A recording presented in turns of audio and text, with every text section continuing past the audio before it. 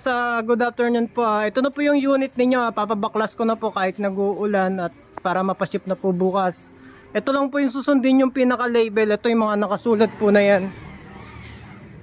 Ayan. Pagtatabi-tabihin nyo lang po yan kasi po pag binaklas yan maghiwa-hiwalay po yan. Tapos yung view, ito po magkakahiwalay po to. Tapos yung pinaka 360 viewing po niyan, nakahook po yan sa pinakataas. Tapos may mga tornilyo po rito. Ayan. Tapos yung front naman po nakasulat kung ayan yung front. Tapos pati dito may mga label din po yan. Tapos ito po naalis to, sinasabit lang naman po to.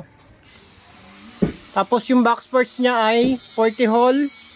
Pag binuo nyo po, flooring muna, tapos likod, siding, gitna, siding, harap. Tapos bubong po, yung bubong po yun ang pinakamaharap, yung merong metal paring. Yan, okay na po. Pwede na po natin ipabaklas tapos ipaship tomorrow.